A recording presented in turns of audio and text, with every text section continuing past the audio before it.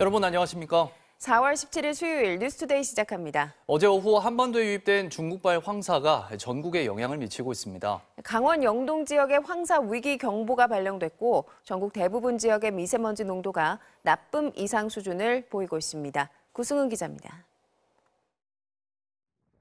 모래먼지가 중국 상공을 완전히 뒤덮었습니다.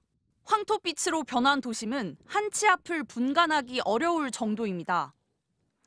지난 토요일 몽골 고비 사막과 중국 내이멍구 등지에서 대규모로 발원한 황사가 북서풍을 타고 어제 우리나라로 밀려왔습니다. 환경부는 어제 오후 7시를 기점으로 강원 영동 지역에 황사 위기경보 주의 단계를 발령했습니다. 고농도 황사에 전국 대부분 지역에서 미세먼지 농도는 나쁨 수준을 웃돌고 있습니다. 새벽 4시 기준 강원 속초 동해의 미세먼지는 세제곱미터당 267 마이크로그램, 울릉도는 288 마이크로그램까지 치솟으며 매우 나쁨 수준을 보였습니다. 강원 영동 북부와 울릉 권역에 미세먼지 경보가 발령됐고 대구, 경북, 세종에는 미세먼지 주의보가 발령된 상황입니다. 기상청은 내일까지 전국이 황사의 영향권에 들 것으로 내다봤습니다. 황사가 유입되면서 일부 지역에서는 황사가 관측되고 있습니다. 이 황사는 18일까지 우리나라에 지속적으로 영향을 줄 것으로 예상됩니다. 황사가 국내에 본격적으로 유입되면서 경보 발령 지역은 더 늘어날 전망입니다. 환경부는 황사가 실내로 들어오지 않게 창문을 점검하고 노약자와 호흡기 질환자 등 취약계층은 실외 활동을 자제해달라고 당부했습니다. MBC 뉴스 구승은입니다. 어젯밤 경기 부천시의 한 아파트 지하에서 불이 나 주민 50여 명이 대피했습니다. 충남 천안시 경부고속도로에선 2시간 간격으로 잇따라 화물차 추돌 사고가 났습니다. 백성호 기자입니다. 희뿌연 연기가 아파트 외벽을 타고 하늘로 치솟습니다. 소방차와 경찰차가 출동해 있고 주민 수십여 명은 집 밖으로 나와 있습니다. 어젯밤 10시 반쯤 경기 부천시 소사구의 한 12층짜리 아파트 지하 1층에서 불이 났습니다. 불은 40분 만에 꺼졌고 다친 사람은 없었지만 주민 50여 명이 스스로 대피했습니다. 소방당국은 자세한 화재 원인과 피해 규모를 조사하고 있습니다. 고속도로 위에 화물차 앞문이 휴지 조각처럼 부서져 있고 짐칸에는 찌그러진 상자들이 보입니다. 어젯밤 11시쯤 충남 천안시 경부고속도로 부산 방향 목천나들목 인근을 지나던 3.5톤 화물차가 앞서가던 5톤 화물차를 들이받는 사고가 났습니다. 사고를 낸 화물차 운전자는 경찰에 졸음운전을 했다고 진술한 것으로 확인됐습니다. 피해를 입은 40대 남성 운전자는 경상을 입고 병원으로 옮겨졌습니다. 화물차에 실려있던 택배들이 도로 위로 쏟아져 1시간 반가량 교통정체가 빚어지기도 했습니다. 2시간 뒤쯤 목천나들목 인근에서 화물차 추돌 사고가 또 났습니다. 고속도로를 달리던 25톤 화물차가 차량 고장으로 멈춰있던 1.2톤 화물차를 들이받은 겁니다.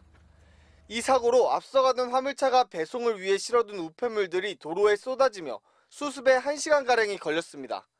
MBC 뉴스 백수입니다. 윤석열 대통령이 여당 총선 참패에 대해 어제 처음 입장을 밝혔습니다. 민생을 국정 최우선으로 두겠다고 했는데요. 이어진 비공개 회의에선 국민 뜻을 받들지 못해 죄송하다고 밝힌 것으로 전해졌습니다. 이용주 기자입니다. 국무회의 모두 발언으로 총선 참패 관련 입장 표명에 나선 윤석열 대통령은 더 낮은 자세와 유연한 태도로 보다 많이 소통하고 민심을 경청하겠다고 했습니다. 지난 2년간의 국정 운영에 대해서는 이렇게 평가했습니다. 올바른 국정의 방향을 잡고 이를 실천하기 위해 최선을 다했음에도 국민들께서 체감하실 만큼의 변화를 만들어내는데 모자랐다고 생각합니다. 여당이 총선 참패 원인으로 지목한 이종섭 대사 임명 논란과 의정 갈등 등 이른바 용산발 리스크에 대해서는 전혀 언급하지 않았습니다. 일방적이라고 비판받는 국정 운영 기조에 대해서도 변화 가능성을 일축했습니다. 물가 관리에 총력을 다했고 재개발, 재건축 규제를 완화했고 주식시장을 활성화하려 했고 산업 경쟁력을 높였지만 서민과 세입자들, 중소기업과 소상공인 등까지는 세밀함과 배려가 부족했다고 했습니다. 야당 대표의 민생회복 지원금 제안에 대해선 사전 원고에 없던 전체주의, 마약이란 표현을 써가며 비난했습니다. 경제적 포퓰리즘은 정치적 집단주의와 전체주의와 상통하는 것입니다. 그래서 이것은 우리 미래에 비추어 보면 마약과 같은 것입니다. 민생 토론회 재개 방침도 분명히 했습니다. 토론회를 통해 부족한 부분을 채워넣겠다고 강조했습니다. 관심을 모은 야당과의 협치 방법은 긴밀하게 협력하겠다는 원론적 입장에 그쳤습니다. 윤 대통령은 TV 생중계를 통해선 총선 결과에 대한 사과는 따로 하지 않았습니다. 대통령실 관계자는 오후 별도 브리핑을 통해 윤 대통령이 국무회의 마무리 발언과 이후 참모들과의 회의에서 국민의 뜻을 받들지 못해 죄송하다고 말했다고 알려왔습니다. MBC 뉴스 이용주입니다. 윤석열 대통령이 내놓은 입장에 대해서 여당 내에서도 충분하다, 민심을 읽지 못했다, 평가가 엇갈렸습니다. 야권은 여전한 불통식 정치라며 일제히 비판을 쏟아냈습니다. 조희원 기자입니다. 대통령의 총선 관련 입장 발언에 영남권 혹은 친윤석열계 의원들은 비교적 후한 점수를 줬습니다. 선거 패배에 대한 원인을 잘 찾으셨고 앞으로 낮고 겸손한 자세로 국민의 뜻을 받들어서 국정 운영을 하겠다라고 말씀을 하셨으니까. 영남의 한 당선인은 그 정도면 대통령이 많이 양보한 것이라며 민심에 화답한 것이라 평가했습니다. 반면 수도권 쪽 당선인들의 반응은 달랐습니다. 민생에 관련된 그런 부분들에 대해서 협조를 구하는 그런 협치의 발언이 나오셨으면 하는 그런. 이것만으로 충분하진 않죠, 당연히. 저희 입장에서도 털어낼 건 털어내야 되고 알아야 될 건 알아야 되고 설명해야. 비영남권의 낙선자들 사이에선 한층 격앙된 목소리가 나왔습니다. 선거 참패에 대한 인식이 부족하다, 늘 하던 얘기의 반복에 불과했다는 혹평에 이어 기자회견에서 질의응답하며 상세한 계획을 밝히면 간단한데 왜 못하는지 모르겠다는 비판이 제기됐습니다.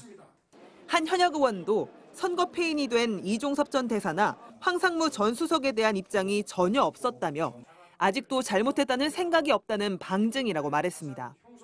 야당들은 대통령이 여전히 불통이라고 한 목소리로 평가절하했습니다.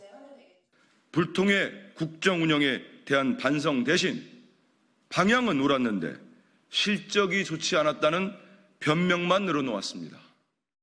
어리석인 국민들이 난데없이 심판의 표를 던졌다는 것 아닙니까? 조국혁신당도 대통령은 최선을 다했는데 국민이 체감 못한 것이 문제라니 국민이 사과라도 해야 할 판이라고 비꼬아 직격했습니다. MBC 뉴스 조희원입니다.